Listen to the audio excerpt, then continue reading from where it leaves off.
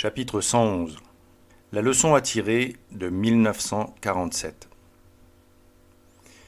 Le récit des apparitions de l'île Bouchard en dit long sur la puissance de la prière et sur ce que l'on peut obtenir quand on utilise les moyens que le ciel met à notre disposition, parce que Dieu veut nous voir les utiliser.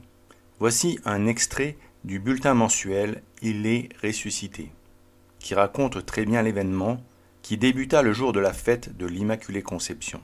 Ce récit est très édifiant et il nous permet de mettre en perspective la puissance divine et les manigances des suppôts de Satan qui ne peuvent agir que dans la mesure où Dieu les y autorise. Le lundi 8 décembre 1947, j'allais faire une prière à l'église Saint-Gilles en me rendant à l'école à 1h avec Jeanne, ma sœur, et Nicole, ma cousine, raconte Jacqueline Aubry, 12 ans. Jeanne, sa sœur, a 7 ans et demi. Nicole, 10 ans. Les sœurs de l'école leur ont recommandé de prier ce jour-là, spécialement pour la France. On prit de l'eau bénite dans le bénitier. On fit le signe de la croix et la génuflexion, puis on alla à gauche par la nef. En passant devant la statue de Sainte Thérèse de l'Enfant Jésus, on s'arrêta devant elle. Et debout, on récita un Je vous salue Marie. Pieuse coutume, instituée par le curé de l'île Bouchard, l'abbé Séguel, dévot et apôtre de la petite Thérèse. N'était-elle pas depuis le 3 mai 1944 patronne secondaire de la France avec Sainte Jeanne d'Arc? Précisément, l'histoire locale raconte que Sainte Jeanne d'Arc fit halte à l'île Bouchard avant d'arriver à Chinon le 6 mars 1429. Elle franchit le portail nord de l'église Saint-Gilles et pria devant le maître-autel. C'est ainsi que les deux saintes de la patrie introduisirent les petites filles auprès de leur reine. Puis, on s'avança jusqu'au fond, devant l'autel de la Sainte Vierge. On s'agenouilla à droite, sur les premiers prie-dieu, et on récita une dizaine de chapelets.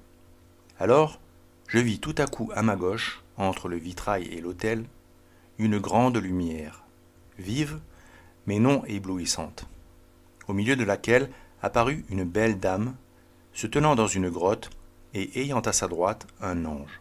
Sous ses pieds, on lisait l'invocation « Ô Marie, conçue sans péché, priez pour nous qui avons recours à vous. » Je poussai du coude Nicole, qui était tournée d'un autre côté, et je lui dis « Regarde donc !»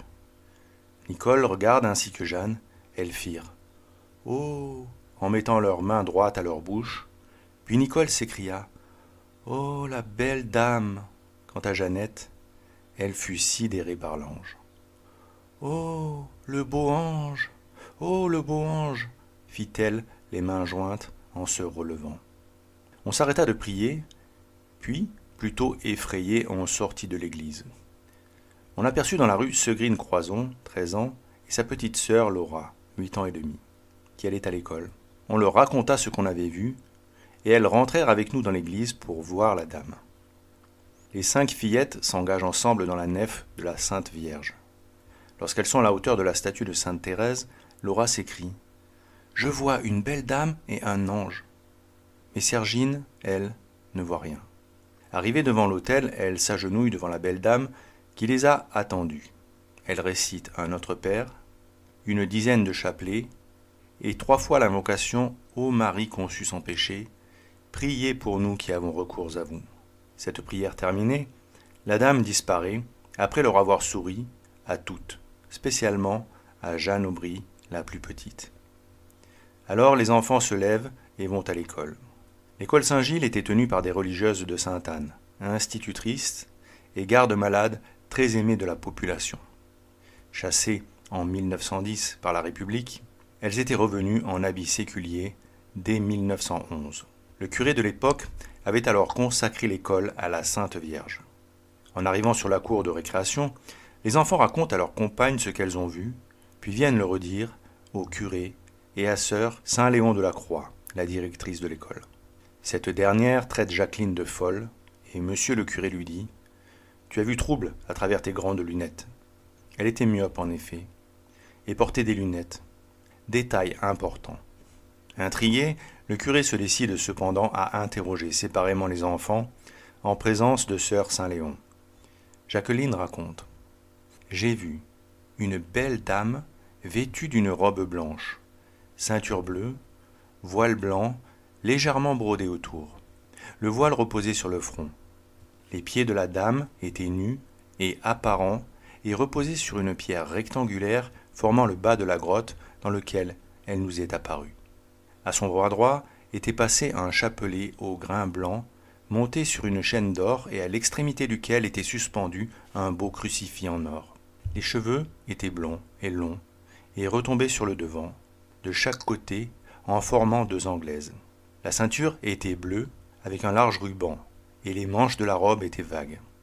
À ses pieds, 5 roses, de couleur rose, lumineuse, formaient une guirlande en forme de demi-cercle qui se terminait par 2 feuilles vertes reposant sur les 2 extrémités de la pierre. L'ange se tenait sur une pierre plate de même couleur que la grotte, mais en dehors d'elle, le genou droit à terre, à peu de distance de la dame et à sa droite. Il était vêtu d'une robe blanche et avait des ailes blanches aux bords dorés.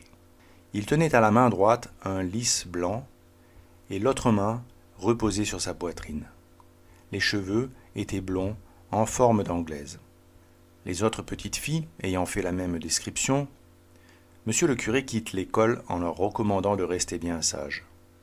Aussitôt après son départ, Jacqueline s'approche de la sœur directrice et lui dit « Oh, chère sœur, si vous saviez comme la Sainte Vierge était belle. » « Puisqu'elle était si belle, réplique la sœur, si j'avais été à ta place, je serais restée à l'église. » Prenant sa maîtresse au mot, Jacqueline invite ses amis à retourner à l'église en leur disant « Allons voir si elle y est encore. » À peine les enfants sont-elles à genoux devant l'autel de la Sainte Vierge que la belle dame, accompagnée de l'ange, se montre à nouveau à elle.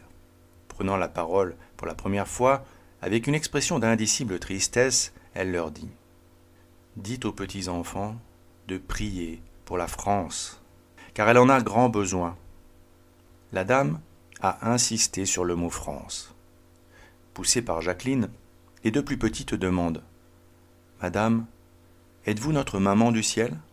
Le visage de la dame s'éclaire d'un sourire, et elle répond d'une voix douce et lente « Oui, je suis votre maman du ciel. » En prononçant le mot ciel, la Sainte Vierge a tourné ses yeux bleus très purs vers le ciel.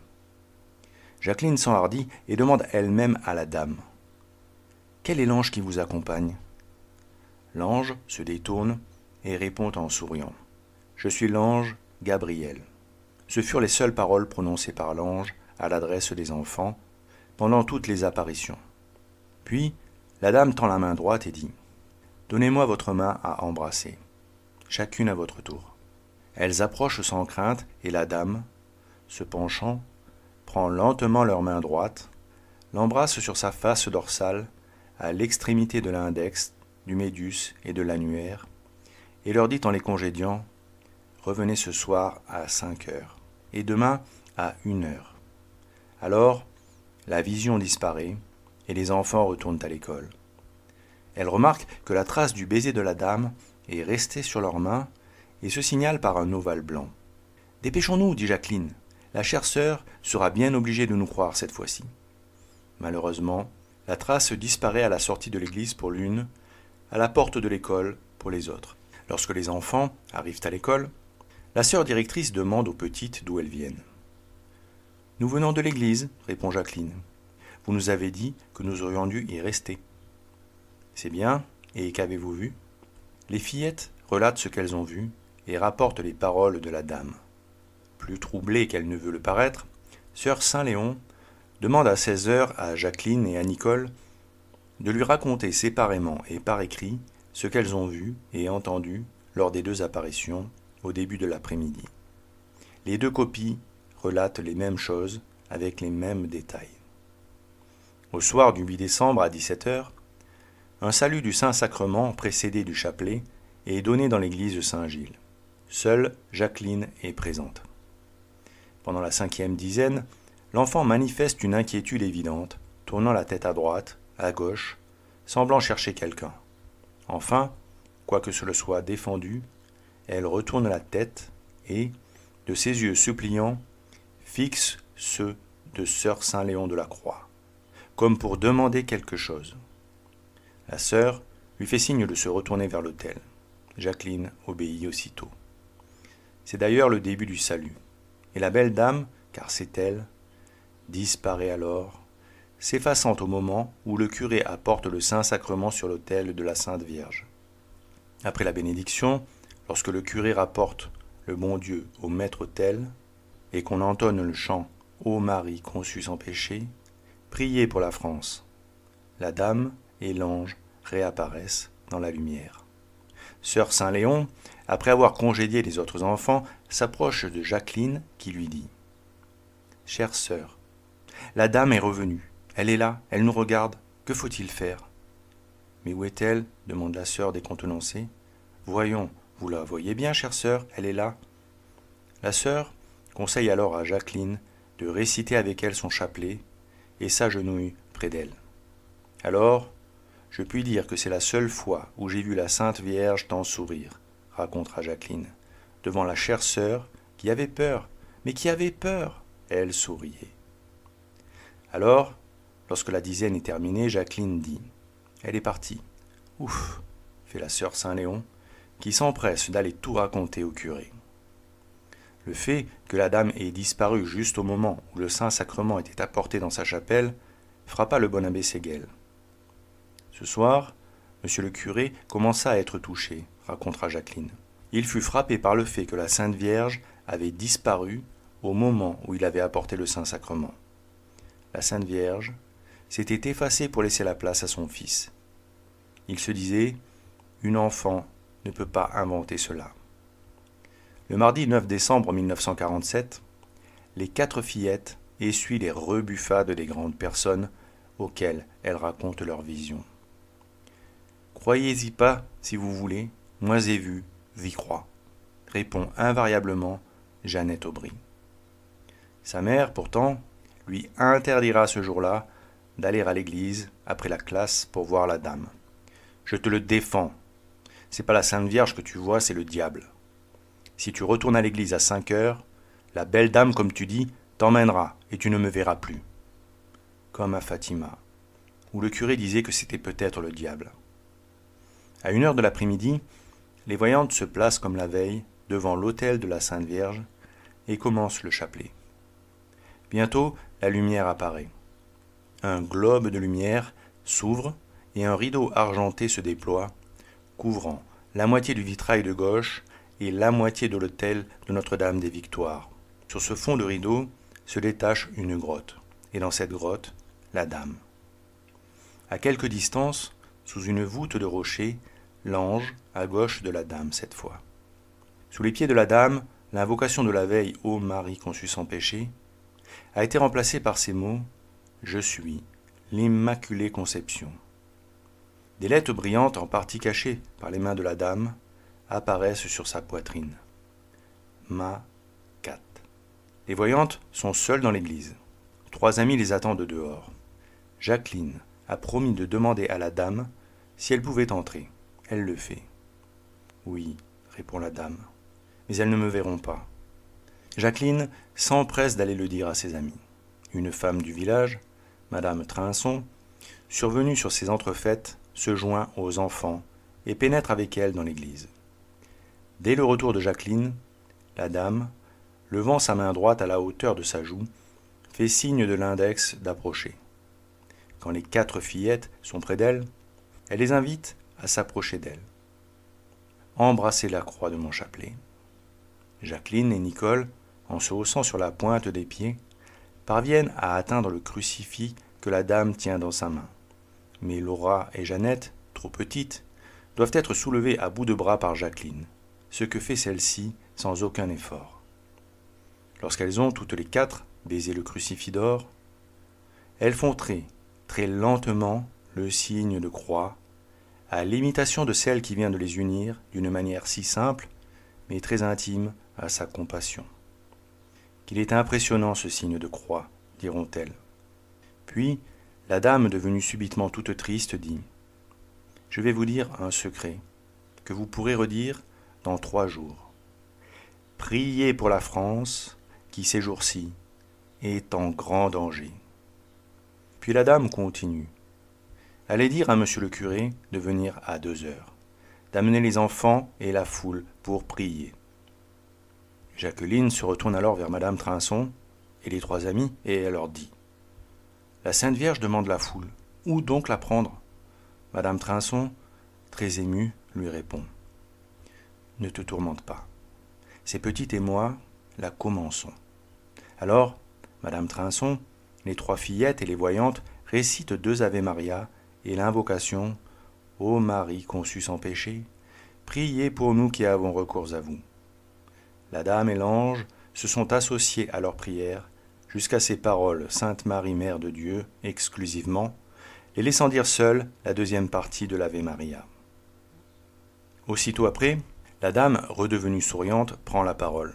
« Dites à monsieur le curé de construire une grotte le plus tôt possible là où je suis, d'y placer ma statue et celle de l'ange à côté. Lorsqu'elle sera faite, je la bénirai. » Et elle disparaît. La vision a duré de 8 à 10 minutes. Quand le curé apprend que la dame demande qu'on revienne à l'église à 2 heures, il s'impatiente. 2 heures, c'est l'heure de la classe. Qu'elles aillent en classe et qu'elles obéissent à leur maîtresse. Jacqueline revient en pleurs à l'école. Sœur Marie de l'Enfant Jésus, raconte-t-elle, me demande pourquoi je pleure. Je lui raconte les faits. Elle me dit la même chose que monsieur le curé. Il faut obéir. Je lui rétorque. Mais la Sainte Vierge est au-dessus de monsieur le curé, il faut lui obéir. La sœur me regarde toute triste. Rien n'y fait. Et il faut attendre la fin de la classe pour retourner à l'église. Une 40aine de personnes y sont déjà, adultes et enfants confondus.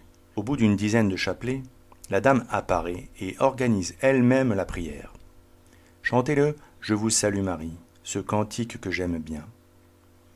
Elle aime bien ce cantique parce qu'il se termine par une prière pour la France, comme à Pontmain, où elle ne pouvait cacher sa joie d'entendre le beau cantique « Mère de l'espérance », qui lui rappelle que la France lui a été consacrée par un de nos souverains. Le cantique terminé, elle reprend. « Je veux que les personnes qui sont dans l'église s'approchent de moi et prient avec vous. » Tous se regroupent pour continuer le chapelet. À la fin, la dame commence elle-même l'invocation. « Ô Marie, conçue sans péché » et les enfants suivis par les assistants reprennent « Priez pour nous qui avons recours à vous ». À la fin, la belle dame trace un grand signe de croix, fixant son regard sur chacun. Il est vraiment touchant de voir la Sainte Vierge organiser elle-même les chants et la prière de ses enfants, comme une bonne mère ou une maîtresse d'école, soucieuse de montrer l'exemple pour bien enseigner. Ce même 9 décembre, à la stupéfaction générale, le Comité national de grève de Paris donnait l'ordre de reprendre le travail. Le revirement fut aussi brusque qu'imprévu. La veille encore, on exhortait les grévistes à tenir et à vaincre. Puis, brusquement, sans les consulter, l'ordre était donné de cesser la grève.